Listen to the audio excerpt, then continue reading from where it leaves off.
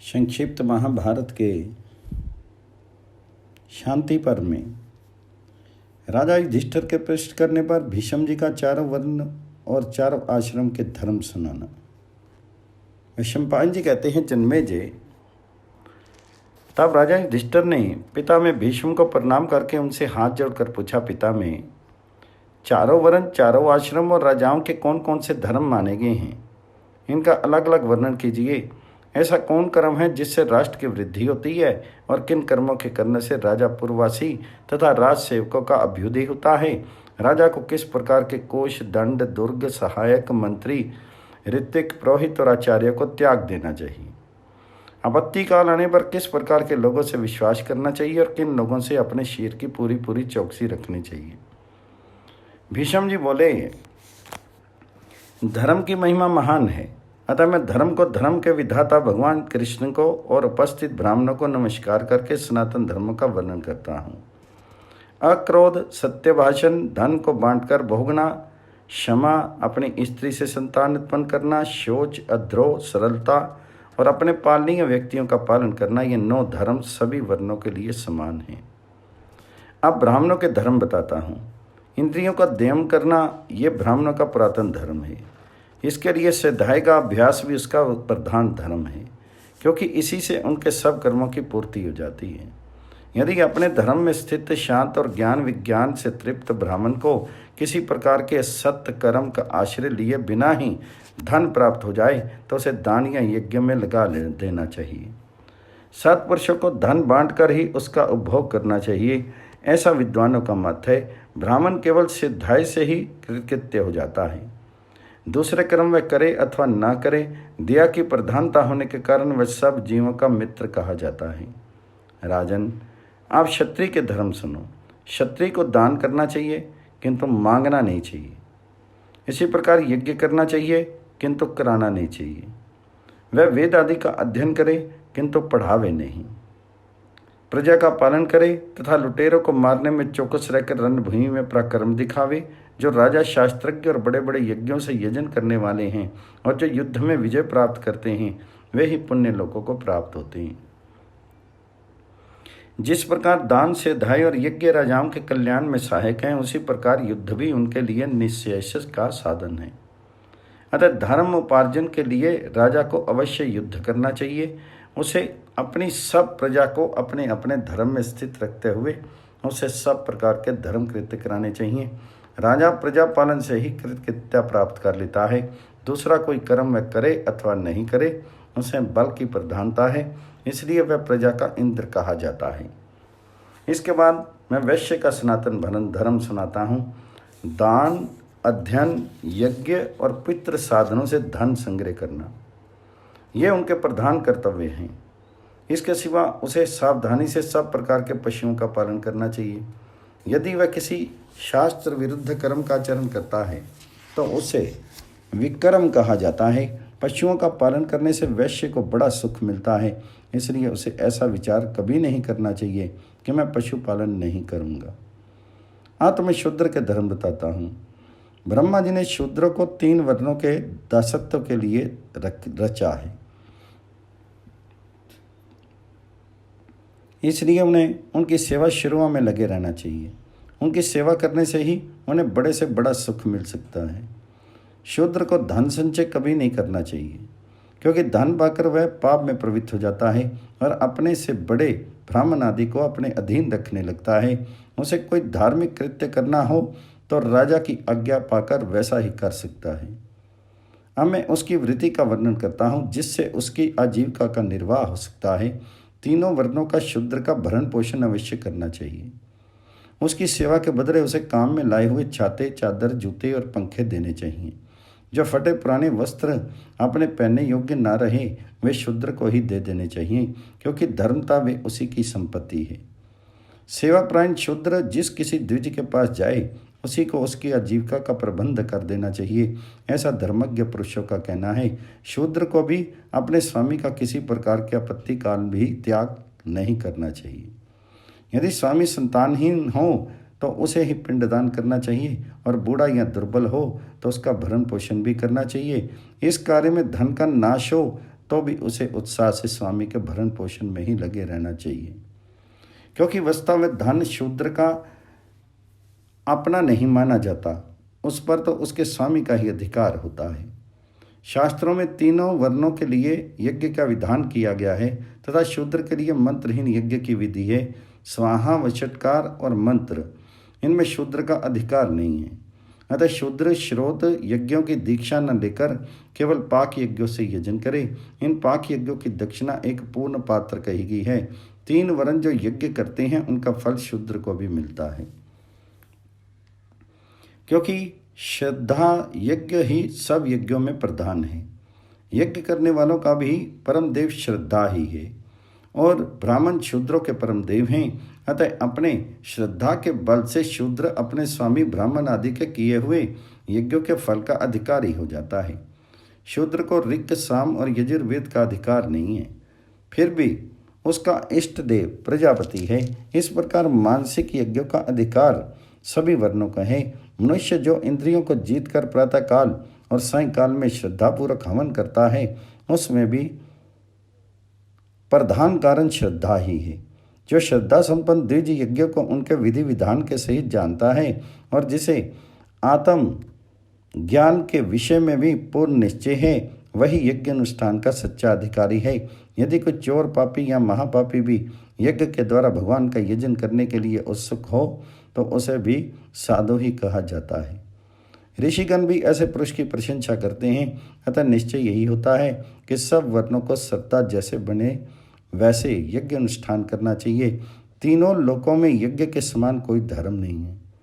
इसलिए मनुष्य को ईर्ष्या रहित होकर अपनी शक्ति के अनुसार श्रद्धापूर्वक यथेच्छ यज्ञ याग आदि करने चाहिए।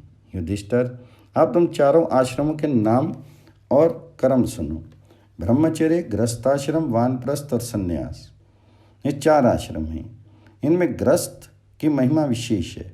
ब्रह्मचर्य में जटाधारण और उपनयन संस्कार द्वारा द्विजत्व प्राप्त करके वेद अध्ययन करें।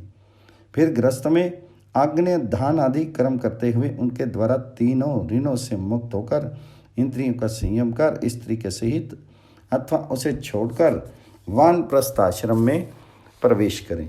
इस आश्रम में आरण्यक शास्त्रों का अध्ययन कर वनवासियों के धर्म सीखे और फिर ब्रह्मचर्य पूर्वक संन्यास लेकर इंद्रिय संबंधी भोगों से विरक्त हो जाए।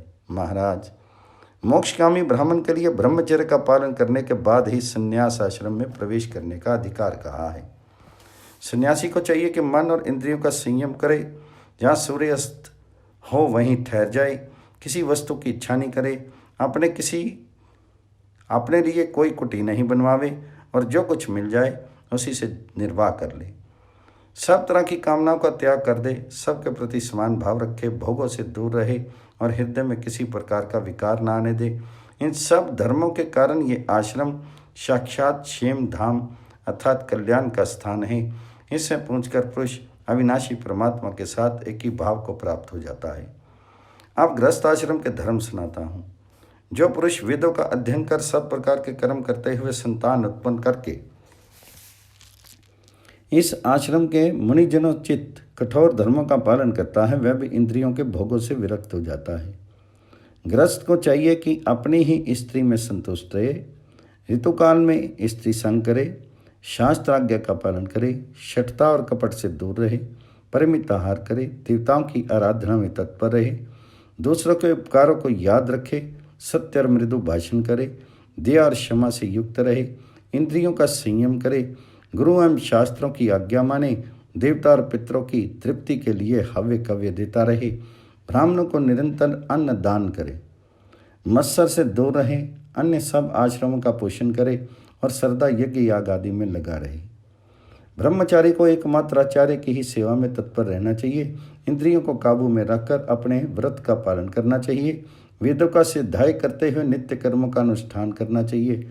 नित्य प्रति गुरु जी को प्रणाम करना चाहिए तथा स्नान, संध्या, जप, होम, सिद्धाय और अतिथि पूजन, इन 6 कर्मों का निष्काम भाव से आचरण करना चाहिए। यही सब ब्रह्मचर्य आश्रम के धर्म हैं। राजा युधिष्ठिर ने कहा, पिता में अब आप ऐसे धर्मों का वर्णन कीजिए जो सब प्रकार कल्याणकारक, सुखप्रद, परम पुण्यप्रद, हिंसाहीन और सब लोगों में माननीय हों तथा जिनका सुगमता से पालन हो सके। तो भीष्म जी बोले, भरत श्रेष्ठ, उक्त 4 आश्रम ब्राह्मणों के लिए ही कहे गए हैं। अन्य 3 वर्ण उनका अनुवर्तन नहीं करते।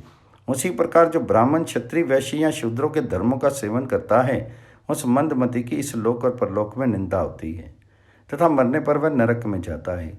जो ब्राह्मण 6 कर्मों में तत्पर रहता है, चारों आश्रमों में उसके सब धर्मों का आचरण करता है तथा तपस्वी, निरपेक्ष और उदार है, उसे अक्षय लोक प्राप्त होते हैं। जो पुरुष जिस प्रकार का कर्म करता है उससे उसमें वैसा ही गुण आ जाता है। राजन, धनुष की डोरी खींचना, शत्रु को दबाना, खेती, व्यापार या पशुपालन करना अथवा धन के लिए दूसरों की सेवा करना, ये ब्राह्मण के लिए अत्यंत अकर्तव्य हैं। मनीषी ब्राह्मण यदि ग्रस्त हो तो उसके लिए षटकर्म ही सेवन करने योग्य हैं और कृतकृत्य होने पर उसके लिए वन में रहना ही अच्छा माना गया है। ब्राह्मण को राज सेवा, खेती के धन, व्यापार की जीविका, कुटिलता, पर स्त्री गमन और व्याज, इनसे सदा दूर रहना चाहिए। जो ब्राह्मण दुष्चरित, धर्महीन, कुलटा का स्वामी, चुगलखोर, नाचने वाला, राजसेवक अथवा कोई और विक्रम करने वाला होता है, वह अत्यंत अधम है। उसे तो शूद्र ही समझो और उसे शूद्रों की पंक्ति में बिठाकर ही भोजन कराना चाहिए। ऐसे ब्राह्मणों को देव पूजन आदि कार्यों से दूर रखना चाहिए। जो ब्राह्मण मर्यादा शून्य, अपवित्र, क्रूर स्वभाव वाला, हिंसा में और अपने धर्म को त्याग कर चलने वाला हो, उसे हव्य, कव्य अथवा दूसरे दान देना ना देने के बराबर ही हैं। ब्राह्मण तो उसी को समझना चाहिए जो जितेंद्रिय सोमपान करने वाला, सदाचारी, कृपालु, सहनशील, निरपेक्ष, सरल, मृदु और क्षमावान हो।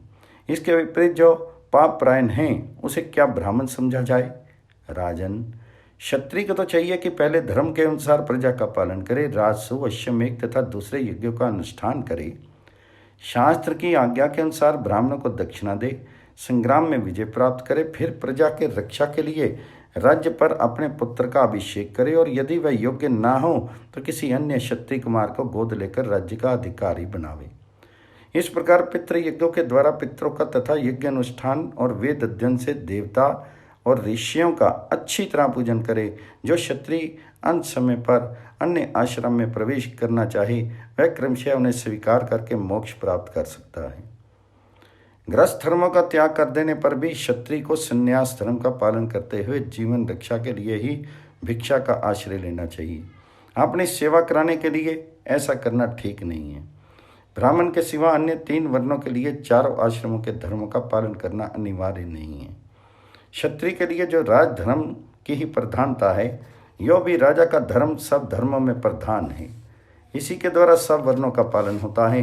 राज धर्मों में सब प्रकार के दानों का समावेश हो जाता है और दान को ही सबसे प्रधान और पुरातन धर्म कहा जाता है।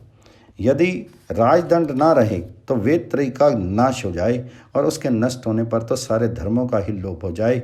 इस प्रकार पुरातन राजधर्म को त्याग देने से सभी आश्रमों के धर्म को ठेस पहुंच सकती है।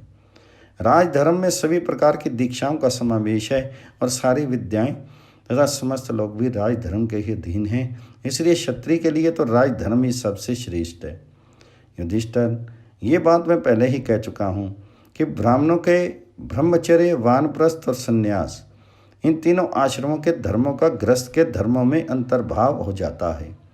राजा क्षत्रिय के धर्म 3 वर्णों के आश्रय हैं, क्योंकि समस्त लोक और पुण्य कर्मों का आधार राजधर्म ही है। इस विषय में मैं धर्म और अर्थ का निर्णय करने वाले एक इतिहास सुनाता हूँ। प्राचीन समय में मंधाता नाम का एक राजा था। उसने आदि अंत शून्य भगवान नारायण का दर्शन पाने की इच्छा से एक यज्ञ किया। उसने भगवान जी के चरणों में सिर रखकर दर्शनों के लिए प्रार्थना की तथा उन्होंने इंद्र का रूप धारण करके राजा को दर्शन दिया।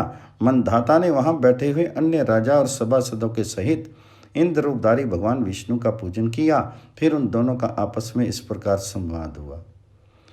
इंद्र ने कहा, राजन, तुम सभी मनुष्यों के राजा हो, इसलिए तुम्हारे मन में जो जो कामनाएं हैं उन सब को मैं पूरी करूंगा।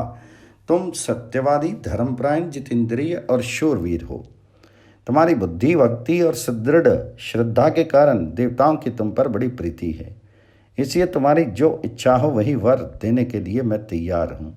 तो मंदाता ने कहा, भगवान, मैं आपको सिर झुकाता हूँ और आपको प्रसन्न करके आदिदेव भगवान विष्णु के दर्शन करना चाहता हूँ।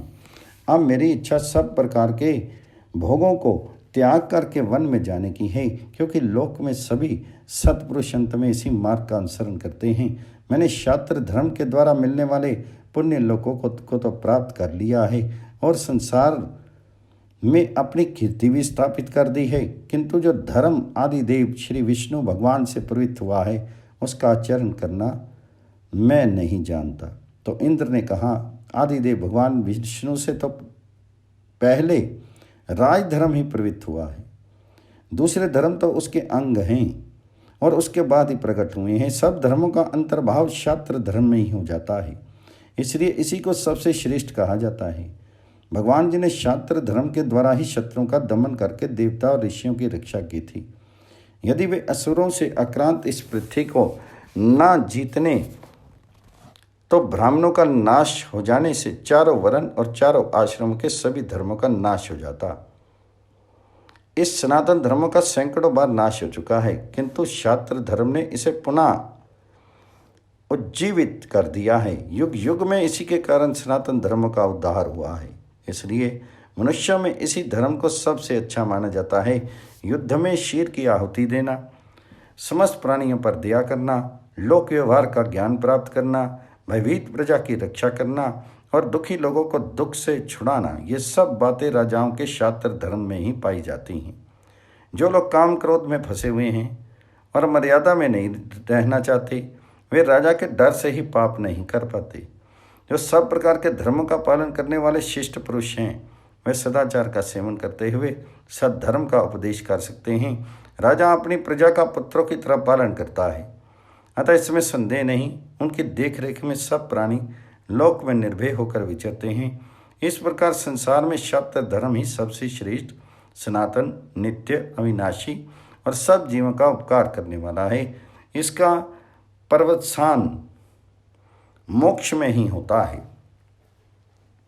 राजन, तुम जैसे लोकहितैषी पुरुषों को इस शास्त्र धर्म का ही पालन करना चाहिए। यदि इसका पालन ना किया जाएगा तो प्रजा नष्ट हो जाएगी। जो राजा सब प्राणियों पर दया दृष्टि रखता है, उसे इसी को अपना प्रधान धर्म समझना चाहिए।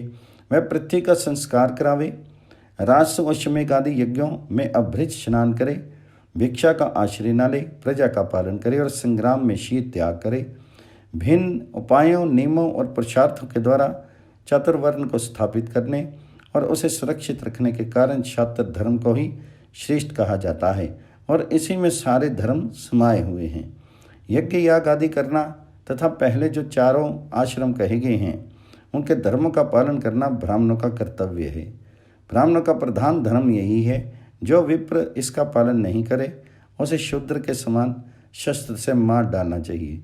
जो ब्राह्मण अधर्म में प्रवृत्त हैं वह सम्मान का पात्र नहीं हो सकता, उसका किसी को विश्वास भी नहीं करना चाहिए।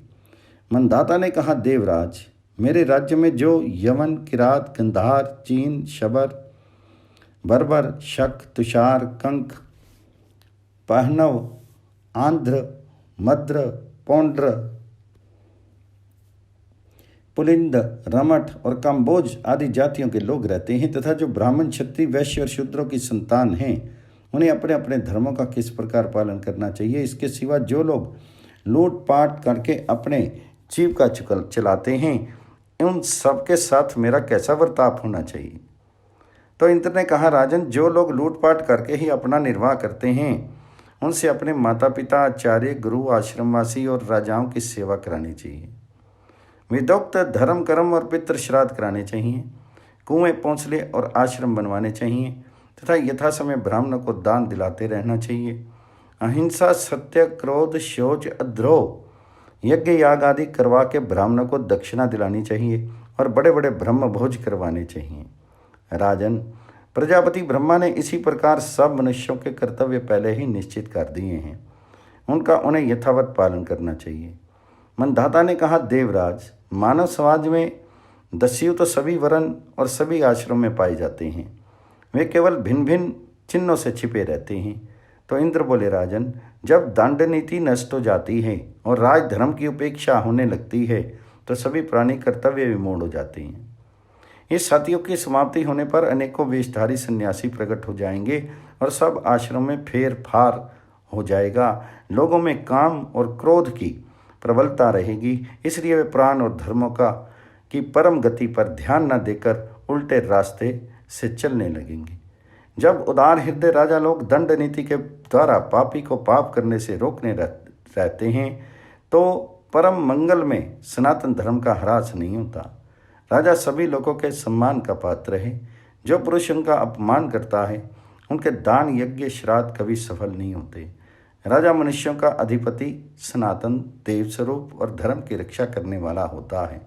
जो पुरुष अपनी बुद्धि से प्रवृत्ति धर्म की गति का विचार करता है, मैं तो उसी को माननीय और पूज्य समझता हूँ। उसी में शास्त्र धर्म विस्तृत होता है। भीष्म जी कहते हैं, युधिष्ठिर, मंदाता को इस प्रकार उपदेश देकर इंद्र रूपधारी भगवान विष्णु अपने सनातन और अविनाशी धाम को चले गए। इस तरह पहले भगवान विष्णु ने ही राज धर्म को प्रज्वलित किया था और अच्छे अच्छे सत्पुरुष उसका आचरण करते रहे हैं। अतः तुम भी अपने पूर्व पुरुषों द्वारा स्वीकृत इस शास्त्र धर्म का ही आचरण करो।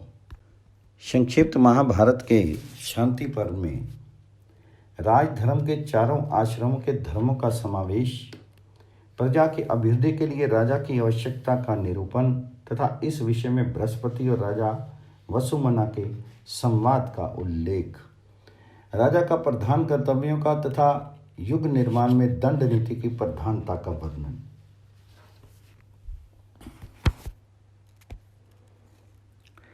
राजा युधिष्ठिर ने कहा, पिता में आपने मनुष्यों के 4 आश्रम बताए हैं, सो अब आप विस्तार से उसका वर्णन कीजिए। तो भीष्म जी बोले, युधिष्ठिर, यूँ तो सनातन धर्मों का जैसा ज्ञान मुझे है वैसा तुमको भी है ही, तथापि तुम मुझसे पूछते हो तो सुनो। सदाचार में प्रवृत्त होकर चारों आश्रमों के धर्मों का पालन करने वाले लोगों को जिन फलों की प्राप्ति होती है वे ही राग द्वेष छोड़कर दंड नीति के अनुसार वर्ताव करने वाले राजा को भी प्राप्त होते हैं। यदि राजा सब प्राणियों पर समान दृष्टि रखने वाला हो तो उसे सन्यासियों को प्राप्त होने वाली गति मिलती है। जो राजा आत्म तत्व को जानता है और जिसे दया और निष्ठुरता के यथोचित प्रयोग का भी पता है, उसे गृहस्थाश्रमियों को परम होने वाले लोकों की प्राप्ति होती है। इसी प्रकार जो सम्मानीय पुरुषों को उनकी अभीष्ट वस्तुएं देकर सम्मानित करता है उसे ब्रह्मचारियों को प्राप्त होने वाली गति मिलती है, और जो अपने सजातीय संबंधी और सहृदों का विपत्ति से उद्धार करता है उसे वानप्रस्थों को प्राप्त होने वाले लोक प्राप्त होते हैं। जो मनुष्य प्रधान पुरुषों और आश्रमियों का सत्कार करता है, नित्य प्रति पितृ श्राद्ध, भूत यज्ञ, अतिथि सेवा और देव पूजन करता रहता है, तथा जो सत्पुरुषों के सत्कार के लिए शत्रुओं के राष्ट्रों का दलन करता है, उस राजा को वानप्रस्थों के लोकों की प्राप्ति होती है। समस्त प्राणियों का तथा अपने राष्ट्र का पालन, नित्य प्रति वेदों का अध्ययन, क्षमा, आचार्य का पूजन और गुरु सेवा, ये ब्रह्मलोक की प्राप्ति के साधन हैं। युद्ध में प्राणों की बाजी का अवसर आने पर जिस राजा का ऐसा निश्चय रहता है कि या तो मर जाऊंगा या देश की रक्षा के लिए रहूंगा, उसे ही ब्रह्मलोक ही प्राप्त होता है। जो राजा सब प्राणियों के प्रति निष्कपट और सरल व्यवहार करता है, वह भी सन्यासियों के लोक भी प्राप्त करता है। जो राजा वानप्रस्थ और वेदत्रयी के ज्ञाता ब्राह्मणों का बहुत सा धन देता है, उसे वानप्रस्थों को प्राप्त होने वाले लोक मिलते हैं। जो बालक, वृद्ध और समस्त प्राणियों के प्रति दया करता है, उस राजा को सभी प्रकार के पुण्य लोक प्राप्त हो सकते हैं। यदि कोई अत्याचार से घबराकर अपनी शरण में आवे तो उसकी रक्षा करने वाले राजा को गृहस्थ आश्रमी के लोकों की प्राप्ति होती है। इसी प्रकार जो सब प्रकार चराचर प्राणियों की रक्षा और पूजा करता है तथा जो पूजनीय और आत्मज्ञ सत्पुरुषों का पालन करता है, उसे भी गृहस्थों को मिलने वाले पुण्य लोक ही मिलते हैं। जो पुरुष विधाता के रचे हुए धर्म में यथार्थ रीति में स्थित है, वह सभी आश्रमों के प्राप्त होने वाले पुण्य फल को पा लेता है। मनुष्य को सभी आश्रमों में रहते हुए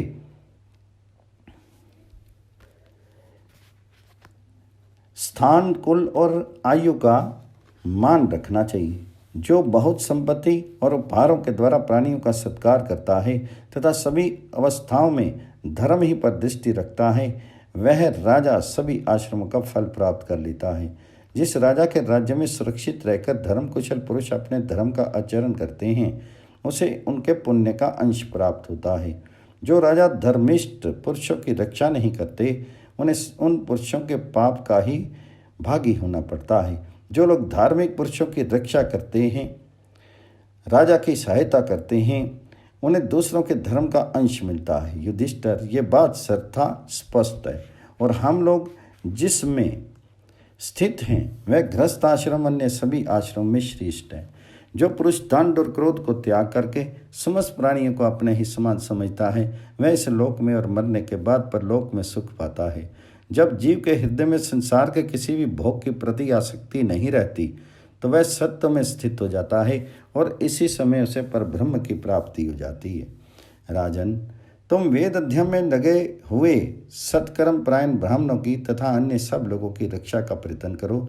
देखो, वन में और विभिन्न आश्रमों में रहकर लोग जितना धर्म करते हैं उनकी रक्षा करने से राजा को उससे 100 गुना पुण्य होता है। मैंने तुम्हें ये कई प्रकार का राजधर्म सुनाया है। ये अत्यंत प्राचीन और सनातन है। तुम इसी का अनुष्ठान करो। यदि तुम प्रजा के पालन में तत्पर रहोगे तो चारों आश्रम और चारों वर्णों के धर्म आचरण का फल प्राप्त कर लोगे। राजा युधिष्ठिर ने कहा, पितामह, आपने चारों आश्रम और चारों वर्णों के धर्म कहे, अब आप मुझे राष्ट्र का प्रधान कर्तव्य सुनाइए।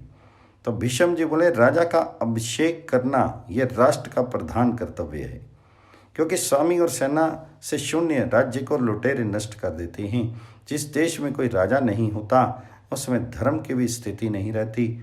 वहाँ लोग आपस में एक दूसरे को खाने लगते हैं। ऐसा राजहीन स्थिति को धिक्कार है। अराजक देश में रहना मैं किसी के लिए अच्छा नहीं समझता। यदि उस पर कोई राज लोलुप प्रबल शत्रु आक्रमण कर दे तो यही अच्छा है कि आगे बढ़कर उसका स्वागत किया जाए, क्योंकि लोक में अराजकता से बढ़कर कोई भी पाप नहीं है। अतः जिन्हें उन्नति की इच्छा हो उन्हें सदा अपने देश पर कोई राजा बनाए रखना चाहिए। जिस देश में कोई राजा नहीं होता वहाँ के लोग धन या स्त्री का भी सुख नहीं भोग सकते। ऐसी स्थिति में पापियों को भी चैन नहीं मिलता, क्योंकि एक पुरुष का धन 2 छीन लेते हैं और दूसरे अनेकों मिलकर उन दोनों का सर्वस्व लूट लेते हैं। वहाँ जो दास नहीं होता उसे भी दास बना दिया जाता है। स्त्रियों को बलात् छीन लिया जाता है। इसी से देवताओं ने प्रजा का पालन करने वाले राजा की सृष्टि की है। यदि पृथ्वी में कोई दंडधारी राजा ना हो तो जल में मछलियों के समान बलवान लोग दुर्बलों को निगल जाएं। सुनते हैं कि राजा से हीन होने के कारण पूर्व काल में बहुत सी प्रजा नष्ट हो गई थी। तब वह दुखित होकर ब्रह्मा जी के पास गई और उनसे कहने लगी, भगवान, राजा के बिना तो हम लोग नष्ट हो जाएंगे, आप हमें कोई राजा दीजिए। तब ब्रह्मा जी ने मनु को आज्ञा दी, किंतु मनु ने राज्य का भार लेना स्वीकार नहीं किया। वे कहने लगे, मैं पाप से बहुत डरता हूँ। राज्य करना बहुत कठिन काम है। विशेषतः मनुष्यों में तो ये और भी कठिन हो जाता है, क्योंकि उनका आचरण सदा असत्यपूर्ण होता है। तब ब्रह्मा जी बोले, तुम इस बात से मत डरो, पाप तो करने वाले को ही लगेगा। तुम बड़े बलवान और प्रतापी राजा होगे, कोई भी तुम्हें दबा नहीं सकेगा और तुम्हारे कारण हम सभी को सुख प्राप्त होगा। तुमसे सुरक्षित रह के प्रजा जो धर्म करेगी उसका चतुर्थांश तुम्हें मिलेगा। उस धर्म के प्रभाव से तुम हमारा भी पोषण कर सकोगे। अब तुम विजय के लिए निकलो और शत्रु का मान मर्दन करो, तुम्हें सदा विजय प्राप्त हो। ब्रह्मा जी की आज्ञा पाकर मनु महाराज बड़ी भारी सेना लेकर विजय के लिए निकले। उनकी महत्ता को देखकर सभी लोग दंग रह गए और धर्म कर्म में मन लगाने लगे।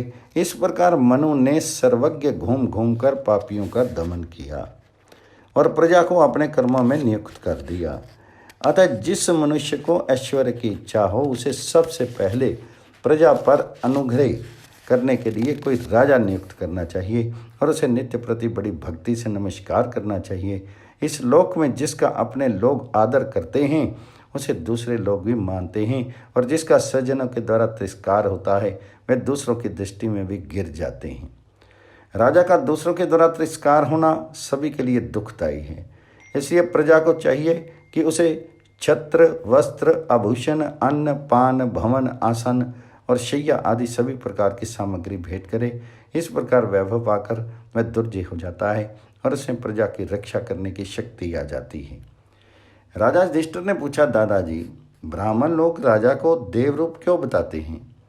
कृपा करके मुझे इसका रहस्य सुनाइए। तब भीष्म जी बोले, युधिष्ठिर, यही बात राजा वसुमना ने बृहस्पति जी से पूछी थी। जब बृहस्पति जी ने उनसे कहा, राजन, लोक में जो धर्म देखा जाता है उसका मूल कारण राजा ही है। राजा से डरने के कारण ही प्रजा आपस में एक दूसरे को नहीं खाती। जब प्रजा मर्यादा को छोड़ने लगती है और लोभ के वशीभूत हो जाती है तो राजा के धर्म के द्वारा उसमें शांति स्थापित करता है। यदि राजा ना हो तो थोड़े जल में रहने वाली मछलियां और वन में रहने वाले पक्षियों के समान प्रजा भी आपस में लड़ झगड़ कर बात की बात में नष्ट हो जाए। तब तो बलवान लोग निर्बलों की बहू बेटियों को छीन लें और यदि वे सीधे सीधे ना दें तो उनके प्राणों के ग्राहक बन जाएं। मनुष्यों के पास जो वाहन, वस्त्र, अलंकार और तरह तरह के रत्न हों उन्हें पापी लोग लूट लें। यदि राजा रक्षा नहीं करे तो धर्मात्माओं को तरह तरह का शस्त्राघात सहना पड़े। अधर्म का ही प्रचार होने लगे। पापी लोग माता पिता, वृद्ध, आचार्य, अतिथि और गुरुओं को भी दुख देने लगे। धनवानों को मौत और बंधन का क्लेश भोगना पड़े। कोई भी मनुष्य किसी वस्तु पर अपना स्वत्व न मान सके। लोग अकाल में ही काल के गाल में चले जाने लगे। देश में दस्युओं की प्रधानता हो जाए, खेती नष्ट हो जाए, व्यापार में टियाँ मिल जाए, नीति और कर्म कांड का लोप हो जाए, बड़ी बड़ी दक्षिणा वाले यज्ञ देखने को भी नहीं मिले और ना विवाह या समाज का ही कोई संगठन रहे। यदि राजा प्रजा का पालन ना करे तो सारे संसार में त्रास फैल जाए, सबके हृदय डामाडोल हो जाएं, सब और हाहाकार मच जाए और एक क्षण में ही इस सारे संसार का नाश हो जाए। फिर तो ब्रह्महत्या करने वाला भी मौत से इंद्रियों का सुख भोगता रहे, चोर हाथों हाथ प्रजा की चीजें उड़ा ले जाए, धर्म की सारी मर्यादा टूट जाए, लोग भयभीत होकर इधर उधर भागने लगे, जगत में अन्याय फैल जाए, प्रजा वरण संकर हो जाए और देश में दुर्भिक्ष पड़ने लगे। राजा से सुरक्षित रहने पर ही लोग निर्भय होकर घर का दरवाजा खुला छोड़ देते हैं, सुख की नींद सोते हैं। यदि धर्मनिष्ठ राजा पृथ्वी की रक्षा नहीं करते तो लोगों को दूसरों के मुंह से कोई कड़वी बात सुनना भी संभव नहीं होता। किसी की मार सहने की भी बात ही क्या है। यदि राजा की देख रेख रहती है तो स्त्रियां रास्ते में सब प्रकार के आभूषण से विभूषित होकर बिना किसी पुरुष को साथ लिए बेखटके चली जाती हैं। लोग धर्म का ही आचरण करते हैं, आपस में किसी को कष्ट नहीं पहुंचाते, तीनों वर्ण तरह तरह के यज्ञों का अनुष्ठान करते हैं और ध्यान देकर विद्याभ्यास करते हैं। इस जगत का पोषण खेती बाड़ी और व्यापार से ही होता है और इसका आधार यज्ञ याग आदि है। ये सब भी तभी ठीक ठीक निपटे हैं जब राजा धर्म की रक्षा करता है। राजा के ना रहने पर सब प्रकार से प्राणियों का भी नाश होने लगता है, उनके रहने पर ही भय सबकी रक्षा होती है। ऐसी स्थिति में भला राजा का सम्मान कौन नहीं करेगा। जो पुरुष राजा का प्रिय और हित करता है उसके इस लोक और परलोक दोनों ही बन जाते हैं, और जो मन से भी राजा का हित चाहता है उसे यहाँ भी कष्ट होता है और मरने पर भी नरक का द्वार देखना पड़ता है। ये मनुष्य ऐसा समझकर राजा का कभी अपमान नहीं करना चाहिए। वास्तव में तो ये मनुष्य रूप में कोई महान देवता ही विराजमान है। राजा समय समय पर अग्नि, सूर्य, मृत्यु, कुबेर और यम इन 5 देवताओं का रूप धारण करता है। जिस समय वह छद्म वेश धारण करके प्रजा को कष्ट पहुँचाने वाले दुष्ट पुरुषों को अपने उग्र तेज से दग्ध करता है उस समय अग्नि रूप हो जाता है।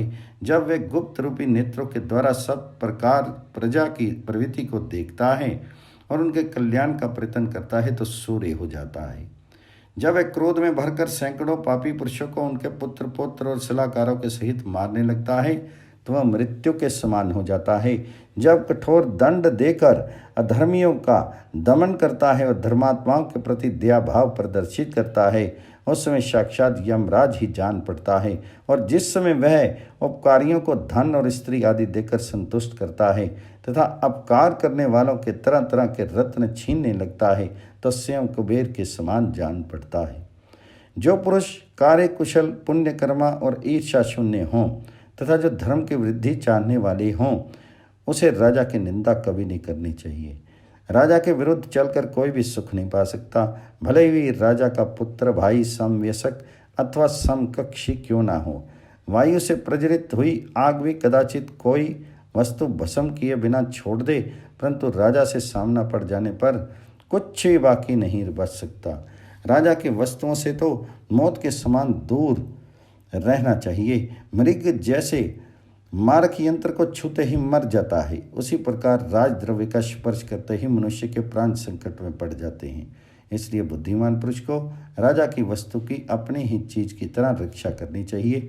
अतः जो पुरुष उन्नति चाहता हो, संयमी हो, जितेंद्रिय हो, मेधावी हो, विचार शक्ति रखता हो, चतुर हो, उसे सदा राजा के ही पक्ष में रहना चाहिए। राजा को भी ऐसे मंत्री का अवश्य सत्कार करना चाहिए जो कृतज्ञ, बुद्धिमान, उदाराश्य, सुदृढ़ भक्ति रखने वाला, जितेंद्रिय, धर्मनिष्ठ और सदा नीति का अनुसरण करने वाला हो, जो अपने प्रति दृढ़ अनुराग रखता हो, बुद्धिमान हो, धर्मज्ञ हो, संयत इंद्रिय, शूरवीर और उदार हो तथा सबको रोक कर अकेला आप ही सब काम करने को तैयार हो। ऐसा पुरुष राजा को अवश्य अपने पास रखना चाहिए। जिस प्रकार बुद्धि मनुष्य को निसंकोच कर देती है, उसी प्रकार राजा उसे विनयी बना सकता है। जो राजा से विरुद्ध है उसे सुख कैसे मिल सकता है? राजा तो अपने शरणापन को ही सुखी करता है। राजा प्रजा का गौरवपूर्ण हृदय है तथा वही उसकी गति, प्रतिष्ठा और प्रधान सुख है। जो लोग उसका आश्रय लेते हैं वे पूरी तरह से इस लोक और परलोक को अपने अधीन कर लेते हैं। राजा भी दमन, सत्य और सौहार्द से पृथ्वी का शासन करता है तथा बड़े बड़े यज्ञ का अनुष्ठान करके सनातन स्वर्ग स्थान प्राप्त कर लेता है। बृहस्पति के इस प्रकार उपदेश देने पर कौशल राज वसुमना प्रतनपूर्वक अपनी प्रजा का पालन करने लगे। राजा युधिष्ठिर ने पूछा, पिता में राजा का प्रधान कर्तव्य क्या है? उसे देश की रक्षा किस प्रकार करनी चाहिए? शत्रु को किस प्रकार जीतना चाहिए? दूतों की नियुक्ति किस प्रकार से करनी चाहिए? तथा चारों वर्ण और अपने सेवक, स्त्री और अधिमम पुत्रों को किस प्रकार अपना विश्वास दिलाना चाहिए? तो भीष्म जी बोले, राजन, तुम सावधान होकर राजा के आचरण के विषय में सुनो। राजा तथा उसके प्रतिनिधि को आरंभ में क्या करना चाहिए सो मैं तुम्हें सुनाता हूँ।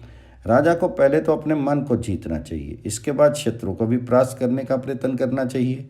पांचों इंद्रियों को काबू में रखना यही मन का विजय है। जो राजा जितेंद्रिय है वही शत्रु का भी दमन कर सकता है। उसे किलों में, राज्य की सीमा पर तथा नगर और गांव के बगीचों में सेना नियुक्त करनी चाहिए। इसी प्रकार सभी पड़ावों पर, गांव और नगरों के भीतर तथा महल के आसपास भी थोड़ी बहुत कमुक रखना बहुत जरूरी है। जिन लोगों की अच्छी तरह परीक्षा कर ली हो और जो देखने में मूर्ख, अंधे और बहरे से जान पड़ते हों तथा भूख, प्यास और परिश्रम सहने की सामर्थ्य रखते हों, उन्हें गुप्तचर बनाना चाहिए। इन गुप्तचरों को मंत्री, मित्र और पुत्रों के ऊपर भी नियुक्त करना चाहिए। इसी प्रकार नगर, देश और सामंतों के राज्य में भी इन्हें ऐसी युक्ति से नियुक्त करें जिससे वे आपस में भी एक दूसरे को नहीं पहचान सकें। अपने गुप्तचरों के द्वारा राजा को बाजारों, विहारों, समाजों, सन्यासियों, बगीचों, पंडितों की सभाओं, प्रांतों, चौराहों, सभा स्थानों और धर्मशालाओं में रहने वाले शत्रु के गुप्तचरों का पता लगाते रहना चाहिए। यदि राजा शत्रु के दूतों का पहले ही पता लगा लेता है तो इससे उसका बड़ा हित होता है। यदि राजा को अपना पक्ष निर्बल जान पड़े तो वह अपनी कमजोरी का पता लगाने से पहले ही शत्रु के साथ संधि कर ले। यदि इसमें कुछ भी लाभ दिखाई दे तो संधि करने में देरी नहीं करे। जो राजा गुणवान, उत्साही, धर्मज्ञ और सदाचारी हो, उसके साथ प्रजा का धर्म के अनुसार पालन करने वाले नृपति को अवश्य मेल कर लेना चाहिए। यदि राजा को अपनी स्थिति संकटपूर्ण दिखाई दे तो जिन अपराधियों को पहले छोड़ दिया हो और जिनसे जनता द्वेष मानती हो उन लोगों को सर्वथा नष्ट कर दे तथा जिससे किसी भी प्रकार के उपकार या अपकार की संभावना ना हो और जो स्वयं भी सिर उठाने की सामर्थ्य न रखता हो उस पुरुष की उपेक्षा करे। जिस राजा में शत्रु को दबाने की सामर्थ्य हो और जिसकी सेना मजबूत हो वह अपनी राजधानी के प्रबंध की व्यवस्था करके जिस समय शत्रु दूसरों के साथ युद्ध में संलग्न, असावधान अथवा दुर्बल हो अपनी सेना को उस पर आक्रमण करने की आज्ञा दे दे। यदि शत्रु अपने से बलवान हो तो भी सदा उसके अधीन नहीं रहे। दुर्बल होने पर भी गुप्त रूप से उसकी शक्ति को नष्ट करने का प्रयत्न करता रहे और उसके मंत्री और प्रीतिपात्र पुरुषों में भेद डलवा दे। जो राजा राष्ट्र का हित चाहे उसे सरदा युद्ध में ही नहीं लगे रहना चाहिए। बृहस्पति ने साम, दान और भेद इन 3 उपायों से ही अर्थ की प्राप्ति बताई है। राजा को प्रजा की आय का 6वां भाग उसकी रक्षा के लिए कर रूप में लेना चाहिए। राजा को अपनी प्रजा पर पुत्र पौत्रों के समान स्नेह रखना चाहिए, किंतु न्याय के समय प्रेमवश पक्षपात नहीं करना चाहिए। न्याय करते समय वादी और प्रतिवादी की बातें सुनने के लिए सब विषयों को समझाने वाले विद्वानों को नियुक्त करना चाहिए, क्योंकि न्याय की शुद्धि ही राज्य का आधार है। खान, नमक, चुंगीदार, नाव के घाट और हस्ती सेना पर टैक्स लेने के लिए अपने विश्वास पात्र और हित चिंतक पुरुषों को मंत्री बनाकर नियुक्त करना चाहिए। जो राजा ठीक ठीक प्रकार से न्याय करता है उसे ही धर्म की प्राप्ति होती है। राजा का न्यायनिष्ठ होना ही प्रधान धर्म है। इसके सिवा उसे वेद वेदांगों का ज्ञाता, तपोनिष्ठ, दानशील और यज्ञ यागपरायण भी होना चाहिए। राजा में ये सब गुण निरंतर स्थिरता में रहने चाहिए। यदि किसी दुर्बल राजा को कोई बलवान शत्रु दबाने लगे तो उसी से बुद्धिमानी है वह किले के भीतर चला जाए और अपने मित्रों के साथ मिलकर साम, भेद या युद्ध के विषय में सलाह करे। यदि युद्ध करने का ही निश्चय हो तो पशु शालाओं को वन में से उठाकर मार्गों पर ले आवे और गांव को उठाकर कस्बों से मिला दे। धनी और सेना के प्रधान अधिकारियों को बार बार धीरज देकर ऐसे स्थानों पर पहुंचा दे जो बहुत गुप्त और दुर्गम हो तथा राज्य का सारा अन्न अपने काबू में कर लें। नदी के पुलों को तोड़वा दे। जिन किलों में शत्रुओं के छिपने की संभावना हो उन्हें सब बोर से तोड़वा डाले। देवालों के वृक्षों को छोड़कर और सब छोटे छोटे पेड़ों को उखड़वा दे। जो वृक्ष बहुत फैल गए हों उनकी डालियां कटवा दे। नगर के चारों ओर परकोटा बनवावे, उस पर दुर्ग रक्षकों को नियुक्त करे तथा उसके चारों ओर की खाई को जल से भरवा दे और उसमें नाके और मगरमच्छ भी छुड़वा दे। नगर में हवा आने के लिए और आपत्ति के समय भागने के लिए परकोटे के झरोखे छुड़वावे और दरवाजों के समान उनकी चौकसी का भी पूरा पूरा प्रबंध करावे। इन झरोखों पर भारी भारी युद्ध यंत्र और तोपें लगा दे और उन पर अपना अधिकार रखे। किले के भीतर बहुत सा ईंधन इकट्ठा कर ले और नए कुएं खुदवावे और जो कुएं पहले से बने हुए हैं उनकी सफाई करा दे। जिन घरों के ऊपर छप्पर हों उन्हें मिट्टी से लिपवा दे और चैत्र मास में आग न लग जाए इस आशंका से खेतों के घास उखड़वा दे।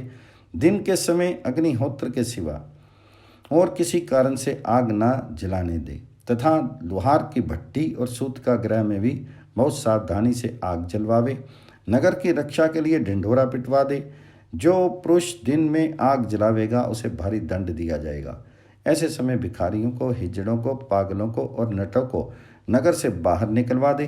राजमार्गों को चौड़ा कर दे तथा यथोचित रीति से पौंसलों और बाजारों की व्यवस्था करावे। अन्न के भंडार, शस्त्रागार, योद्धाओं की वार के अश्वशालाएँ, गाजशालाएँ, सेना की छावनियाँ, खाइयाँ और राजमहल, बगीचे ऐसी युक्ति से तैयार करावे जिससे दूसरा कोई इन्हें देख नहीं सके।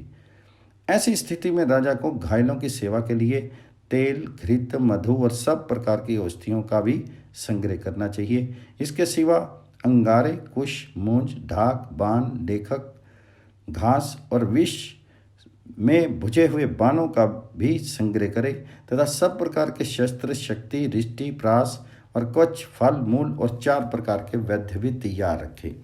ऐसे अवसर पर राजा को जिन सेवक, मंत्री, पूर्ववासी या सामंतों की ओर से संदेह हो उन्हें अपने काबू में कर ले। जब किसी कार्य में सफलता मिले तो उसमें सहायता देने वालों को बहुत से धन, यथोचित पुरस्कार और मीठे वचनों से सत्कार करे। अपना शीर, मंत्री, कोष, सेना, मित्र, राष्ट्र और नगर, इन 7 को राज्य कहते हैं। राजा को प्रयत्नपूर्वक इनकी रक्षा करनी चाहिए। जो राजा 6 गुण, 3 वर्ग और 3 परम वर्ग ने जानता है वह इस पृथ्वी को भोग सकता है। इनमें जिन्हें 6 गुण कहा जाता है वे सुनो। संधि करके शांति से बैठ जाना, चढ़ाई करना, शत्रु से युद्ध ठानना, आक्रमण के द्वारा शत्रु को डरा कर बैठ जाना, शत्रुओं में भेद डलवा देना तथा किले या किसी दूसरे राजा का आश्रय लेना 3 वर्ग ये हैं। क्षय, स्थिति और वृद्धि तथा अर्थ, धर्म और काम ये 3 परम वर्ग हैं। इन सब का यथा समय सेवन करें। अंगिरा के पुत्र देवर्षि बृहस्पति जी का कथन है कि सब प्रकार के कर्तव्यों को पूरा करके पृथ्वी का अच्छी तरह पालन करने और प्रजा की रक्षा करने से राजा परलोक में सुख प्राप्त करता है।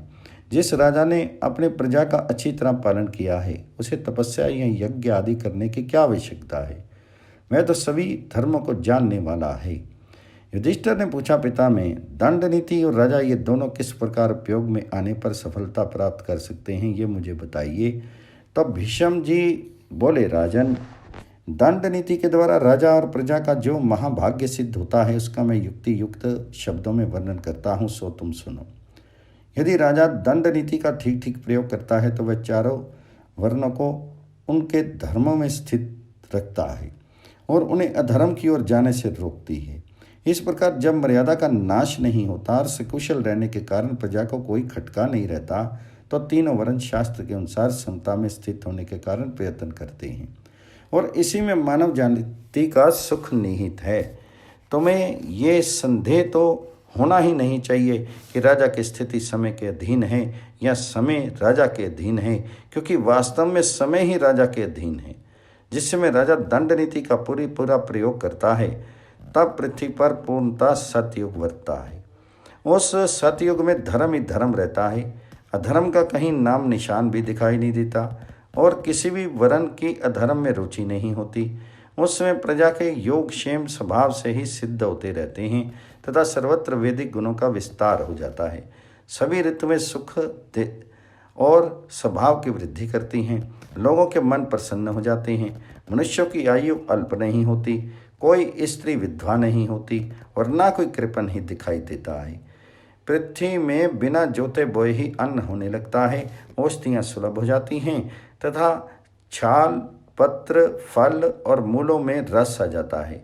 ये सब सतयुग के धर्म हैं। इसके बाद जब राजा दंड नीति के चतुर्थ अंश को छोड़कर उसके 3 अंशों को बरतने लगता है तो त्रेता युग आरंभ हो जाता है। उस समय धर्म के 3 अंशों के साथ धर्म का भी 1 अंश बरतने लगता है और पृथ्वी से जोतने बोने पर ही अन्न और औषधियाँ उत्पन्न होती हैं।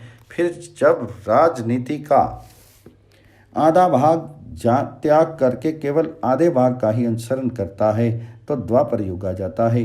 उस समय अधर्म के 2 अंश धर्म के 2 अंशों का अनुवर्तन करने लगते हैं और पृथ्वी से जोतने बोने पर ही आधा फल प्राप्त होता है।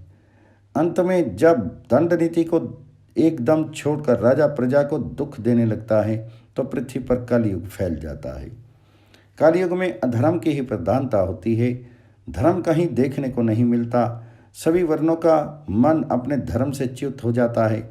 शूद्र लोग भिक्षा मांगकर और ब्राह्मण सेवा करके अपनी जीविका चलाते हैं। योग क्षेम का नाश हो जाता है, वर्ण संकरता फैल जाती है, वैदिक कर्म विधिवत संपन्न होने के कारण गुणहीन हो जाते हैं, ऋतुएं सुखकारी नहीं रहती, वे सब रोग का ही कारण हो जाती हैं। मनुष्यों के स्वर, वर्ण और मन मलिन हो जाते हैं, सर्वत्र तरह तरह के रोग फैल जाते हैं, लोग असमय ही में मरने लगते हैं, देश में विधवाओं की अधिकता हो जाती है, प्रजा क्रूर हो जाती है, वर्षा भी कहीं कहीं होती है और खेती भी सर्वत्र नहीं पकती। इस प्रकार सतयुग, त्रेता, द्वापर और कलयुग इनकी रचना करने वाला राजा ही है। यदि राजा सतयुग की सृष्टि करता है तो उसे अक्षय स्वर्ग की प्राप्ति होती है। त्रेता की रचना करने पर उसे अक्षय स्वर्ग नहीं मिलता। द्वापर की सृष्टि करता है तो अपने पुण्य के अनुसार केवल कुछ समय तक स्वर्ग में रहता है और यदि वह कलयुग को चलाता है तो उसे अत्यंत पाप होता है, उसके कारण उसे बहुत समय तक नरक भोगना पड़ता है तथा प्रजा के पाप में डूबकर अपयश और पाप का भागी बनना पड़ता है। अतः क्षत्रिय को दंड नीति का ज्ञान प्राप्त करके उसी के अनुसार आचरण करना चाहिए। यदि इसका ठीक ठीक उपयोग किया जाए तो ये माता पिता के समान लोक की व्यवस्था और पालन करती है। सब प्राणी दंड नीति के आधार पर ही टिके हुए हैं और दंड नीति से युक्त होना ही राजा का परम धर्म है। इसलिए युधिष्ठिर, तुम नीतिनिष्ठ होकर धर्म के अनुसार प्रजा का पालन करो, इससे तुम दुर्जय स्वर्ग लोक प्राप्त कर सकोगे। महाभारत के शांति पर्व में राजा को इस लोक और परलोक में सुख की प्राप्ति कराने वाले 36 गुणों का वर्णन। राजा युधिष्ठिर ने पूछा, पिता में किस प्रकार का आचरण करने से राजा इस लोक और परलोक में सुख देने वाले पदार्थों को सरलता से प्राप्त कर सकता है? तो भीष्म जी बोले, राजन, ऐसे 36 गुण हैं, यदि उनसे संपन्न होकर राजा आचरण करे तो उसमें ये बात आ सकती है। अब मैं क्रमशः उसका वर्णन करता हूँ। पहला, धर्म का आचरण करे किंतु कटुता ना आने दे। दूसरा, आस्तिक रहते हुए दूसरों के साथ प्रेम का वर्ताव नहीं छोड़े। तीसरा, क्रूरता का आश्रय लिए बिना ही अर्थ संग्रह करे। चौथा, मर्यादा का अतिक्रमण न करते हुए ही विषय को भोगे। पांचवा, दीनता ना लाते हुए ही प्रिय भाषण करे। छठा, शूरवीर बने किंतु बढ़कर बातें नहीं बनावे। सातवां, दान दे परंतु अपात्र को नहीं। आठवां, स्पष्ट व्यवहार करे पर कठोरता नहीं आने दे। नौवां, दुष्टों के साथ मेल नहीं करे। 10वां, बंधुओं से कलह नहीं ठाने। 11वां, जो राजभक्त ना हो ऐसे दूत से काम नहीं ले। 12वां, किसी को कष्ट पहुंचाए बिना ही अपना कार्य करे। 13वां, दुष्टों से अपनी बात नहीं कहे। 14वां, अपने गुणों का वर्णन नहीं करे। 15वां, साधुओं का धन नहीं छीने। 16वां, नीचों का आश्रय नहीं ले। 17वां, अच्छी तरह जांच किए बिना दंड नहीं दे। 18वां, गुप्त मंत्रणा को प्रकट नहीं करे। और 19वां, लोभियों को धन नहीं दे। 20वां, जिन्होंने कभी अपकार किया हो उनमें विश्वास नहीं करे। 21वां, किसी से ईर्ष्या नहीं करे और स्त्रियों की रक्षा करे। 22वां, शुद्ध रहे और किसी से घृणा नहीं करे। 23वां, स्त्रियों का बहुत अधिक सेवन नहीं करे। 24वां, स्वादिष्ट होने पर भी जो अहितकर हो उसे नहीं खाए। 25वां, निरअभिमान होकर माननीयों का आदर करे। 26वां, गुरु की निष्कपट भाव से सेवा करे। 27वां, दम्भहीन होकर देव पूजन करे। 28वां, अनिंदित उपाय से लक्ष्मी प्राप्त करने की इच्छा रखे। 29वां, स्नेह पूर्वक बड़ों की सेवा करे। 30वां, कार्यकुशल हो किंतु अवसर पर का विचार रखे। 31वां, केवल पिंड छुड़ाने के लिए किसी से चिकनी चुपड़ी बातें नहीं करे। 32वां, किसी पर कृपा करते समय आक्षेप नहीं करे। 33वां, बिना जाने किसी पर प्रहार नहीं करे। 34वां, शत्रुओं को मारकर शोक नहीं करे। 35वां, अकस्मात क्रोध नहीं करे। और 36वां, जिन्होंने अपना अपकार किया हो उनके प्रति कोमलता का बर्ताव नहीं करे। राजन, यदि अपना हित चाहते हो तो राज्य पर स्थित रहकर इसी प्रकार व्यवहार करो। यदि तुम ऐसा नहीं करोगे तो बड़ी आपत्ति में पड़ जाओगे। जो राजा इन सब गुणों का अनुवर्तन करता है वह इस लोक में सुख पाता है और मरने पर स्वर्ग में सम्मानित होता है। वह शम्पायन जी कहते हैं, जन्मेजय, पिता में भीष्म का ये उपदेश सुनकर पांडव श्रेष्ठ महाराज युधिष्ठिर ने उन्हें प्रणाम किया। महाभारत के शांति पर्व में राजधर्म का वर्णन, राजा के लिए विद्वान पुरोहित की आवश्यकता तथा दोनों में मेल रहने से लाभ। युधिष्ठिर ने पूछा, पिता में किस तरह प्रजा का पालन करने वाला राजा चिंता से बच सकता है और न्याय करने में भूल नहीं होने देता? तो भीष्म जी ने कहा, राजन, यदि विस्तार के साथ राजधर्म का वर्णन करूं तब तो कभी उनका अंत ही नहीं होगा। इसलिए संक्षेप से ही कहूँगा, जब घर पर शास्त्रों के ज्ञाता धर्मिष्ठ ब्राह्मण पधारें उस समय उन्हें देखते ही खड़े होकर उनका स्वागत करें, बैठने को आसन दें, उनका विधिवत पूजन करके चरणों में प्रणाम करें। इसके बाद पुरोहित की सलाह से और सब राजकीय कार्य किया करो। धार्मिक और मांगलिक कार्यों को पूर्ण करके ब्राह्मणों से सस्ती वाचन कराओ और अपने अभीष्ट की सिद्धि एवं विजय के लिए उनके मुख से आशीर्वाद लो। राजा को चाहिए कि वह सरल स्वभाव होकर धैर्य तथा बुद्धि के बल से सत्य का आश्रय लेकर और काम क्रोध का परित्याग कर दे।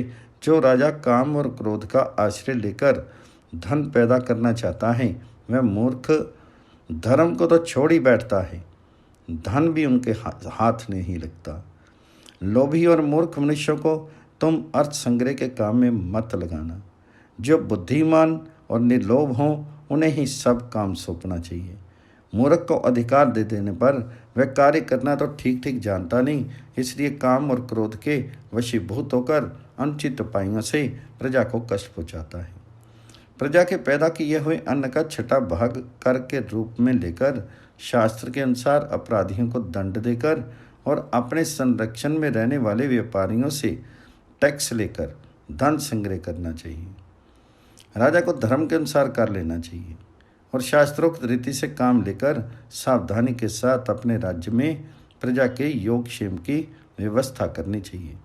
जो आलस्य छोड़कर राग द्वेष से रहित होकर सदा प्रजा की रक्षा करता है, दान देता है और निरंतर न्यायपरायण रहता है, उस राजा के प्रति प्रजा का विशेष प्रेम होता है।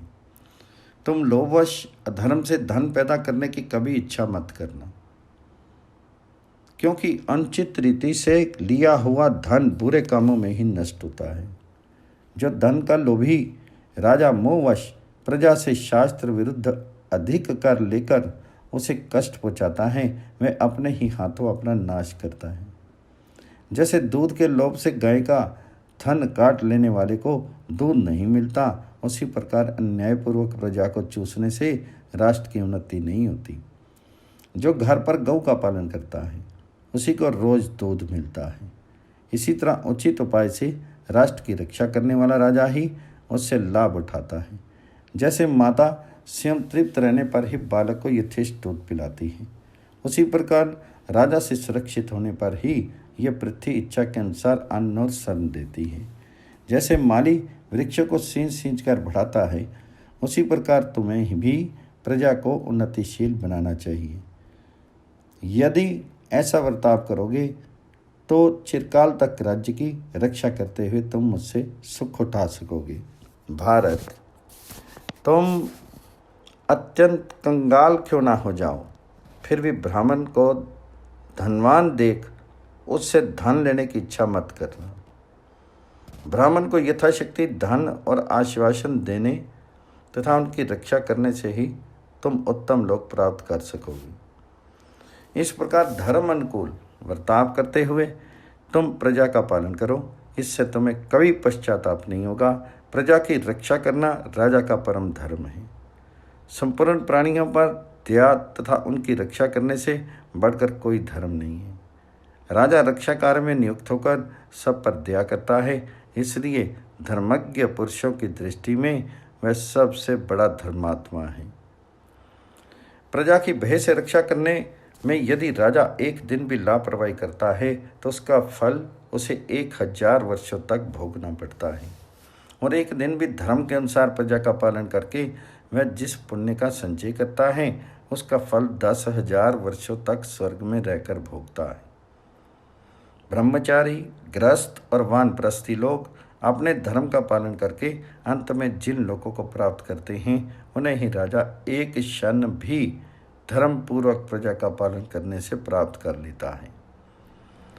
अतः कुंती नंदन, तुम प्रयत्न करके मेरे कथन के अनुसार धर्म का पालन करो, इससे तुम्हें पुण्य का फल मिलेगा और तुम्हारे मन में कभी कोई चिंता नहीं होगी। तो युधिष्ठिर, धर्म और अर्थ को ठीक ठीक समझना कठिन है। ये सोचकर राजा को चाहिए कि प्रत्येक कार्य में सत परामर्श देने के लिए एक बहुत विद्वान को पुरोहित बनाकर रखे। जहाँ राजा और पुरोहित दोनों ही धर्मात्मा तथा राजनीतिक गूढ़ विचारों के जानने वाले होते हैं, उस राज्य की प्रजा का सब ओर से भला होता है। यदि दोनों धर्म पर आस्था रखने वाले और एक दूसरे के विश्वास पात्र हों, अत्यंत तपस्वी और परस्पर हितैषी हों, दोनों को हृदय, दोनों के विचार एक से हों, तो वे अपनी प्रजा को उन्नतिशील बनाते और देवताओं तथा पितरों को भी तृप्त करते हैं। यदि ब्राह्मण, पुरोहित और क्षत्रिय राजा दोनों में परस्पर सद्भाव हो तो प्रजा को सुख मिलता है, और दोनों में परस्पर सद्भाव हो दोनों में वैमनस्य होने पर प्रजा का सर्वनाश हो जाता है। इस विषय में राजा पुरुरवा तथा महर्षि कश्यप का संवाद हो। एक प्राचीन इतिहास है, उसे सुनो। राजा पुरुरवा ने पूछा, जब ब्राह्मण और क्षत्रिय दोनों एक दूसरे का परित्याग करते हैं तो दूसरे वर्ण के लोग किसको प्रधान समझें और प्रजा किसका पक्ष ले? तो कश्यप ने कहा, राजन, जहाँ ब्राह्मण क्षत्रिय से विरोध करता है वहाँ क्षत्रिय का राज्य नष्ट हो जाता है। जब क्षत्रिय ब्राह्मण को त्याग देते हैं तो उनका वेद अध्ययन रुक जाता है, उनके पुत्रों की वृद्धि नहीं होती, उनके घर में न दधि मंथन होता है, न यज्ञ, तथा उनके बालक वेद अध्ययन नहीं कर पाते। ब्राह्मणों का परित्याग करने वाले क्षत्रियों के घर धन की बढ़ती नहीं होती, उनकी संतान नहीं पड़ती है, न यज्ञ करती है। वे क्षत्रिय अपने पद से भ्रष्ट होकर डाकुओं की भांति लूटपाट करने लगते हैं। इसलिए दोनों को मिलकर रहना चाहिए। मिले रहने पर दोनों एक दूसरे की रक्षा में समर्थ होते हैं। ब्राह्मण की उन्नति का आधार क्षत्रिय होता है और क्षत्रिय के अभ्युदय का आधार ब्राह्मण है। दोनों जातियां जब तक एक दूसरे के आश्रित रहती हैं तो इनका विशेष गौरव बढ़ता है, और यदि इनकी प्राचीन काल से चली आती हुई मैत्री टूट जाती है तो सब कुछ नष्ट हो जाता है। चारों वर्णों की प्रजा पर मोह छा जाता है, उसे अपना कर्तव्य नहीं सूझता, इससे वह नष्ट होने लगती है। ब्राह्मण रूपी वृक्ष यदि सुरक्षित रहे तो वह सुख और स्वर्ण की वर्षा करता है, और यदि उसकी रक्षा नहीं की गई तो उससे निरंतर दुख और पाप की वृद्धि होती है। जहाँ ब्रह्मचारी ब्राह्मण लुटेरों उपद्रव से विवश होकर वेद की शाखा के स्वाध्याय से वंचित होता है और उसके लिए अपनी रक्षा चाहता है, फिर भी कोई रक्षक न होने के कारण उसकी रक्षा असंभव हो जाती है, उस देश में पानी नहीं बरसता और महामारी तथा दुर्भिक्ष आदि दुस्सह उपद्रव बढ़ जाती हैं। जैसे सूखी लकड़ियों के साथ मिली होने से गीली लकड़ी भी जल जाती है, उसी तरह पापियों के संपर्क में रहने से धर्मात्माओं को भी उनके समान दंड भोगना पड़ता है। इसलिए पापियों का संग कभी नहीं करना चाहिए। पुण्य आत्माओं को मिलने वाले सभी लोग सुख की खान और अमृत के केंद्र होते हैं। वहाँ घी के चिराग जलते हैं, उनमें स्वर्ण के समान प्रकाश फैला रहता है। वहाँ न मृत्यु का प्रवेश है न वृद्धावस्था का, उनमें किसी को कोई दुख भी नहीं होता। ब्रह्मचारी लोग मृत्यु के पश्चात उन्हीं लोकों में जाकर आनंद का अनुभव करते हैं। पापियों का लोक है नरक, जहाँ सदा अंधेरा छाया रहता है। वहाँ अधिक से अधिक शोक और दुख प्राप्त होते हैं। पापात्मा पुरुष वहाँ बहुत वर्षों तक कष्ट भोगते हुए दौड़ते फिरते हैं, उन्हें अपने लिए बहुत शोक होता है।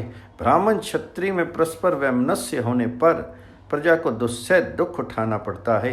इन सब बातों को समझ बूझकर राजा को एक बहुज्ञ पुरोहित बना ही लेना चाहिए। अपना राज्याभिषेक होने के पहले ही पुरोहित का वर्ण कर लेना उचित है, क्योंकि धर्म के अनुसार ब्राह्मण सबसे श्रेष्ठ है। वेदवेता विद्वानों का कहना है कि सबसे पहले ब्राह्मण उत्पन्न हुए हैं, इसलिए वे सब वर्णों से ज्येष्ठ, सम्मानीय तथा पूजनीय हैं। यही नहीं, वे प्रत्येक वस्तु को पहले भोगने के अधिकारी हैं। अतः बलवान होने पर भी राजा का ये कर्तव्य है कि धर्म के अनुसार सभी वस्तुएं पहले ब्राह्मण को निवेदन करे। ब्राह्मण जाति क्षत्रिय को उन्नतिशील बनाती है और क्षत्रिय ब्राह्मण की उन्नति के कारण होते हैं। इसलिए राजा को सदा ही ब्राह्मण का विशेष सम्मान करना चाहिए। ब्राह्मण और क्षत्रिय की सम्मिलित शक्ति का प्रभाव तथा राजा के धर्म अनुकूल व्यवहारों का वर्णन। तो भीष्म जी कहते हैं, युधिष्ठिर, राज्य की वृद्धि और रक्षा राजा के अधीन है और राजा का अभ्युदय तथा संरक्षण पुरोहित के। जहाँ ब्राह्मण अपने तेज से प्रजा का अदृष्ट भय दूर करता है और राजा अपने बाहुबल से उसके प्रत्यक्ष भय का निवारण करता है, उस राज्य में सुख और शांति बढ़ती है। इस विषय में लोग राजा मुचुकुंद और कुबेर के संवाद रूप इस प्राचीन इतिहास का उदाहरण दिया करते हैं। एक बार महाराज मुचुकुंद ने सारी पृथ्वी पर विजय पाकर अपने बल की परीक्षा करने के लिए अलकापति कुबेर पर चढ़ाई कर दी। यह देखकर कुबेर ने उनका सामना करने के लिए राक्षसों की सेना भेजी। राक्षसों ने मुचुकुंद की सेना का संहार आरंभ किया। यह देखकर मुचुकुंद अपने विद्वान पुरोहित वशिष्ठ जी को कोसने लगे। तब वशिष्ठ ने अपने उग्र तप के प्रभाव से उन राक्षसों का नाश कर दिया। तब कुबेर ने राजा मुचकंद के पास आकर कहा, राजन, पहले भी तुम्हारे समान बलवान राजा हो चुके हैं और उन्हें भी पुरोहितों की सहायता प्राप्त थी, परंतु मेरे साथ तुम जैसा बर्ताव कर रहे हो वैसा किसी ने नहीं किया। किसी का मुझ पर आक्रमण नहीं हुआ। महाराज, यदि तुम्हारी भुजाओं में कुछ बल हो तो उसे दिखाओ। ब्राह्मण के बल पर क्यों इतना इतरा रही हो? तो कुबेर की बात सुनकर मुचकंद ने उत्तर दिया, अलकापते, ब्राह्मण और क्षत्रिय दोनों को ब्रह्मा जी ने ही उत्पन्न किया है। दोनों का मूल एक है। ब्राह्मणों में तप और मंत्र का बल होता है और क्षत्रियों में अस्त्र तथा भुजाओं का। उनका बल और प्रयत्न अलग अलग हो जाए तो वे संसार की रक्षा नहीं कर सकते। अतः दोनों को एक साथ रहकर ही प्रजा का पालन करना चाहिए। मैं भी इस नीति के अनुसार कार्य कर रहा हूँ, फिर आप क्यों मुझ पर आक्षेप करते हैं? तब कुबेर ने मुचकंद से कहा, राजन, मैं ना तो किसी को राज्य देता हूँ और ना दूसरे का राज्य छीनता ही हूँ, तो भी आज तुम्हें संपूर्ण पृथ्वी का राज्य दे रहा हूँ, तुम इसका उपभोग करो। उसके ऐसा कहने पर मुचकंद ने कहा, महाराज, मैं आपका दिया हुआ राज्य नहीं चाहता, मैं तो अपने बाहुबल से जीते हुए राज्य का ही उपभोग करूँगा। तो भीष्म जी कहते हैं, मुचकंद को इस प्रकार क्षत्रिय धर्म में अटल देखकर कुबेर को बड़ा विस्मय हुआ। इसके बाद राजा मुचकंद अपनी राजधानी में लौट आए और क्षात्र धर्म का पालन करते हुए अपनी भुजाओं के बल से प्राप्त हुई पृथ्वी का राज्य करने लगे। जो धर्मज्ञ राजा इस प्रकार पहले ब्राह्मण का आश्रय लेकर उसकी सहायता से राज्य कार्य में प्रवृत्त होता है, वह बिना जीती हुई पृथ्वी को भी जीत करके महान यश का भागी होता है। ब्राह्मण को सदा संध्या, वंदन, तर्पण आदि अपने कर्म में संलग्न रहना चाहिए। इसी प्रकार क्षत्रिय को भी सदा शस्त्र विद्या का अभ्यास बढ़ाना चाहिए। संसार में जो कुछ है वे सब इन्हीं दोनों के अधीन है। तो युधिष्ठिर ने पूछा, पिता में राजा का व्यवहार कैसा होना चाहिए जिससे वह प्रजा को उन्नतिशील बनावे और स्वयं भी पुण्य लोक पर अधिकार प्राप्त करे? तो भीष्म जी ने कहा, कुंती नंदन, राजा को सदा ही दान, यज्ञ, उपवास और तपस्या आदि शुभ कर्मों का अनुष्ठान करते हुए धर्म पूर्वक प्रजा का पालन करते रहना चाहिए।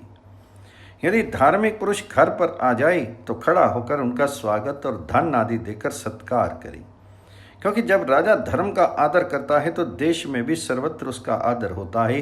राजा जैसा काम करता है प्रजा भी वैसा ही करना पसंद करती है। राजा को चाहिए कि वह शत्रुओं को यमराज की भांति दंड देने के लिए सदा तैयार रहे और डाकुओं को सब ओर से पकड़वाकर मार दे। स्नेह या स्वार्थवश किसी दुष्ट के अपराध को क्षमा नहीं करे। राजा के द्वारा भली भांति रक्षित होकर प्रजा जो कुछ धर्म से अध्याय, दान, हवन और पूजन आदि कर्म करती है उसका 1/4 फल राजा को मिलता है। यदि यह प्रजा की रक्षा नहीं करता तो उस दशा में उसके राज्य के भीतर जो कुछ पाप होता है उसका 1/4 फल भी उसे ही भोगना पड़ता है। कुछ लोगों का मत है कि इस अवस्था में राजा को प्रजा के पूरे पाप का भागी होना पड़ता है और किन्हीं के मत में उनको आधा पाप लगता है। ऐसा राजा क्रूर और मिथ्यावादी समझा जाता है। अब हम उस उपाय का वर्णन करते हैं जिससे राजा को ऐसे पापों से छुटकारा मिल जाता है। यदि चोरों ने किसी का धन चुरा लिया हो और राजा उसका पता लगाकर लुटा लाने में असमर्थ हो तो अपने खजाने से उतना धन प्रजा को दे दे। अगर ये भी नहीं हो सके तो रियायत के प्रधान कर्मचारियों से चंदा लेकर दे। ब्राह्मण के समान ही उसके धन की भी रक्षा करना सब वर्णों का कर्तव्य है। जो ब्राह्मणों को कष्ट पहुंचाता हो उसे अपने राज्य में नहीं रहने देना चाहिए। ब्राह्मणों की कृपा होने से राजा कृतार्थ हो जाता है। जैसे सब प्राणी मेघों के और पक्षी वृक्षों के सहारे जीवन निर्वाह करते हैं, वैसे ही सब मनुष्य राजा के आश्रित होकर जीवन धारण करते हैं। जो राजा कामी, क्रूर और लोभी होता है वह प्रजा का पालन नहीं कर सकता। युधिष्ठिर ने कहा, पिता में मैं अपने सुख के लिए एक क्षण भी राज्य की इच्छा नहीं करता। मुझे तो धर्म के लिए राज्य भी पसंद था, मगर इसमें धर्म नहीं है। ऐसी दिशा में राज्य लेकर क्या करना है? अब तो मैं धर्म करने की इच्छा से वन में ही जाऊंगा और वहां के पितृ झाड़ियों में रहकर धर्म की आराधना करूंगा। राजदंड का सरथा त्याग कर दूंगा और जितेंद्रिय होकर मुनि की भांति फल मूल का आहार करके जीवन बिताऊंगा। तब भीष्म जी ने कहा, मैं जानता हूं कि तुम्हारी बुद्धि में कोमलता अधिक है, मगर राजा के लिए ये गुण नहीं है। निरे कोमल स्वभाव का मनुष्य राज्य का शासन नहीं कर सकता। तुम्हें अत्यंत धार्मिक, कोमल और दयालु देखकर लोग कायर समझेंगे। तुम्हारे प्रति उनकी महत्व बुद्धि नहीं होगी। अपने बाप दादाओं के व्यवहार को अपनाओ। तुम जिस ढंग से रहना चाहते हो इस तरह राजा नहीं रहते। इस प्रकार विकलता और कोमलता का आश्रय लेकर तुम प्रजा पालन से होने वाले धर्म के फल को नहीं पा सकते। तुम्हारे पिता पांडु तुम्हारे लिए शूरता, बल और सत्य की ही याचना किया करते थे। कुंती भी यही प्रार्थना करनी थी। तुम्हारी महत्ता और उदारता बढ़े। दान, वेद अध्ययन, यज्ञ और प्रजा पालन इन्हीं कर्मों को करने के लिए तुम्हारा जन्म हुआ है। राजधर्म का ज्ञाता पुरुष राज्य पाने के अनंतर किसी को दान से, किसी को बल से और किसी को मधुर वाणी से अपने वश में कर लेता है। युधिष्ठिर ने पूछा, तात स्वर्ग पाने का उत्तम साधन क्या है? तो भीष्म जी ने कहा, भय से डरा हुआ मनुष्य जिसके पास जाकर एक क्षण भी शांति पा सके वही स्वर्ग का सबसे बड़ा अधिकारी है। इसलिए तुम प्रसन्नतापूर्वक कुरु देश के राजा बनो और सत्पुरुषों की रक्षा तथा दुष्टों का संहार करके स्वर्ग पर अधिकार प्राप्त करो। जैसे सब प्राणी मेघ की और पक्षी वृक्ष के सहारे जीवन निर्वाह करते हैं, उसी प्रकार सुहृद और सज्जन पुरुष तुम्हारे आश्रित होकर के जीव का चलावे तो राजा धृष्ट, शूर, प्रहार करने वाला, दयालु, जितेंद्रिय, प्रजा पर स्नेह करने वाला और दानी होता है। उसी का आश्रय लेकर मनुष्य जीवन निर्वाह करते हैं। उत्तम अधम ब्राह्मणों के साथ राजा का बर्ताव, पुरखे के राज का उपाख्यान। युधिष्ठिर ने पूछा, पिता में कुछ ब्राह्मण अपने वर्णोचित कर्मों में लगे रहते हैं और कुछ अपने वर्ण के विपरीत कर्म करते हैं, उनमें क्या अंतर है? यह मुझे बताइए। तो भीष्म जी ने कहा, जो विद्वान और उत्तम लक्षणों से संपन्न हैं, जिनकी सर्वत्र समान दृष्टि है, ऐसे ब्राह्मण ब्रह्मा जी के समान माने गए हैं। जो ऋग, यजु और सामवेद का अध्ययन करके अपने कर्मों में लगे रहते हैं, वे ब्राह्मणों में देवता के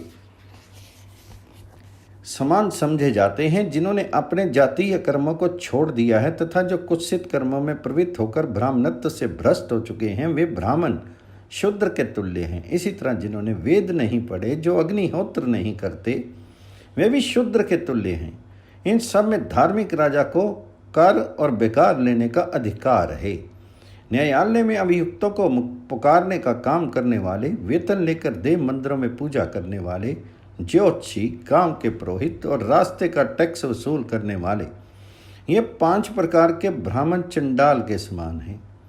ऋत्विक, राजपुरोहित, मंत्री, राजदूत और जासूस का काम संभालने वाले ब्राह्मण क्षत्रिय के तुल्य माने गए हैं। घोड़सवार, हाथी सवार, रथी और पैदल सिपाही का काम करने वाले ब्राह्मणों को वैश्य के समान समझा जाता है। यदि राजा के खजाने में कमी हो तो उपयुक्त ब्राह्मणों से वह कर ले सकता है, किंतु उन ब्राह्मणों से जो ब्रह्मा और देवताओं के समान बताए गए हैं, कर नहीं लेना चाहिए। राजा ब्राह्मण के सिवा अन्य सभी वर्णों के धन का स्वामी होता है तथा जो अपने वर्ण धर्म के विपरीत कर्म करते हैं, उन ब्राह्मणों के भी धन पर राजा का ही अधिकार है। राजा कर्म भ्रष्ट ब्राह्मण को किसी तरह क्षमा नहीं करे, बल्कि धर्म पर अनुग्रह करने के लिए उसे दंड देकर धर्मात्मा ब्राह्मणों की श्रेणी से अलग कर दे। वेदवेता स्नातक यदि जीविका का कोई साधन न होने के कारण चोरी करने लगे तो राजा का कर्तव्य है कि उसके भरण पोषण का प्रबंध करे। जीविका मिल जाने पर भी यदि वह चोरी करना न छोड़े तो उसे कुटुंब सहित राज्य से बाहर निकाल देना चाहिए। युधिष्ठिर ने पूछा, पिता में किन किन मनुष्यों के धन पर राजा का अधिकार होता है और राजा को कैसा बर्ताव करना चाहिए? तो भीष्म जी ने कहा, राजा ब्राह्मण के सिवा अन्य सभी वर्णों के धन का स्वामी होता है तथा जो अपने कर्म से भ्रष्ट हो चुके हैं, उन ब्राह्मणों के भी धन पर राजा का ही अधिकार है। उसे कर्म भ्रष्ट ब्राह्मणों की ओर से लापरवाही नहीं करनी चाहिए। उन्हें दंड देकर राह पर लाना राजाओं का धर्म है। यदि राज्य में ब्राह्मण चोरी करे तो वह राजा का ही अपराध समझा जाता है, उसका पाप राजा को ही लगता है। इस विषय में एक प्राचीन इतिहास का उदाहरण दिया जाता है, सुनो। प्राचीन के काल की बात है। कैके राज वन में रहकर तप और स्वाध्याय किया करते थे। एक दिन उन्हें एक भयंकर राक्षस ने पकड़ लिया। ये देख राजा ने उस राक्षस से कहा, मेरे राज्य में एक भी चोर, दुराचारी और मदिरा पीने वाला नहीं है। अग्निहोत्र यज्ञ न करने वाला भी कोई नहीं है। फिर मेरे शीर के भीतर तुम्हारा प्रवेश कैसे हो गया? मेरे देश में एक भी ब्राह्मण ऐसा नहीं है जो विद्वान और तपस्वी ना हो। मेरे राज्य के लोग पर्याप्त दक्षिणा दिए बिना यज्ञ नहीं करते। व्रत धारण किए बिना कोई वेद नहीं पढ़ता। ब्राह्मण लोग अध्ययन, अध्यापन, यजन, याजन और दान तथा प्रतिग्रह इन 6 कर्मों में लगे रहकर ही जीविका चलाते हैं। सभी ब्राह्मण मृदुल स्वभाव, सत्यवादी, अपने धर्म का पालन करने वाले तथा मेरे सम्मान पात्र हैं। सबको राज्य से वृत्ति मिलती है। मेरे राज्य के क्षत्रिय किसी से याचना नहीं करते, स्वयं दान देते हैं। वे सत्यवादी और धार्मिक हैं, वेद पढ़ते हैं, पढ़ाते नहीं हैं, यज्ञ करते हैं, कराते नहीं हैं, ब्राह्मणों की रक्षा करते हैं और संग्राम में कभी पीठ नहीं दिखाते। मेरे यहाँ के वैश्य भी अपने कर्मों में ही लगे रहते हैं। वे छल कपट छोड़कर खेती को रक्षा और व्यापार से जीविका चलाते हैं। परमांश में वक्त नहीं बिताते, सदा काम में ही लगे रहते हैं। उन व्रतों का पालन और सत्य भाषण करते हैं, अभ्यागतों को देकर खाते हैं तथा सबके हित का ध्यान रखते हैं। इंद्रिय संयम और पवित्रता कभी नहीं छोड़ते। मेरे राज्य के शूद्र भी अपने कर्तव्य से विमुख नहीं होते। वे ब्राह्मण आदि तीनों वर्णों की सेवा से जीविका चलाते हैं और किसी की निंदा नहीं करते। मैं भी दीन, दुखी, अनाथ, वृद्ध, दुर्बल, आतुर तथा स्त्रियों को अन्न वस्त्र देता रहता हूँ। अपने कुल धर्म, देश धर्म तथा जाति धर्म के परंपरा का कभी लोप नहीं होने देता। अपने राज्य के तपस्वियों की मैंने सदा ही पूजा रक्षा की है, उन्हें सत्कार पूर्वक आवश्यक वस्तुएं दान की हैं। मैं देवता, पितर तथा अतिथि आदि को उसका भाग अर्पण किए बिना कभी भोजन नहीं करता। प्राय स्त्री की ओर कुदृष्टि नहीं डालता। विद्वानों, बूढ़ों और तपस्वियों का तिरस्कार नहीं करता। जब सारा देश सोता है उस समय भी मैं उसकी रक्षा के लिए जागता रहता हूँ। मेरे पुरोहित आत्मज्ञानी, तपस्वी और सब धर्मों के ज्ञाता हैं। वे बड़े बुद्धिमान तथा सारे राज्य के स्वामी हैं। मैं धन दान देकर विद्या पाने की इच्छा रखता हूँ। सत्यभाषण तथा ब्राह्मणों की रक्षा करके पुण्य लोकों पर अधिकार पाना चाहता हूँ और सेवा द्वारा गुरुजनों के अनुकूल रखता हूँ। मेरे राज्य में विधवा स्त्री नहीं है और अधम, धूर्त, चोर, अनधिकारियों से यज्ञ कराने वाले तथा पाप प्रायण ब्राह्मण का भी अभाव है। इसलिए मुझे राक्षसों से तनिक भी भय नहीं है। तो राक्षस ने कहा, कैकेराज, आप सब अवस्थाओं में धर्म पर ही दृष्टि रखते हैं, इसलिए आपका भला हो। अपने घर जाइए, मैं भी आपको छोड़कर लौट जाता हूँ। जो गौ, ब्राह्मण तथा प्रजा की रक्षा करते हैं उन राजाओं को राक्षसों से भय नहीं होता। भीष्म जी कहते हैं, राजन, इसलिए ब्राह्मणों की सदा रक्षा करनी चाहिए। सुरक्षित रहने पर वे भी राजाओं की रक्षा करते हैं। ठीक ठीक बर्ताव करने वाले राजाओं को ब्राह्मणों का आशीर्वाद प्राप्त होता है। अतः उन्हें कर्म भ्रष्ट ब्राह्मणों पर नियंत्रण रखना चाहिए। यही राजा का उन पर अनुग्रह है। जो राजा अपने नगर और राष्ट्र की प्रजा के साथ इस प्रकार धर्मपूर्ण बर्ताव करता है, वह इस लोक में सुख भोग करके अंत में स्वर्ग लोक में इंद्र के समान सुख भोगता है।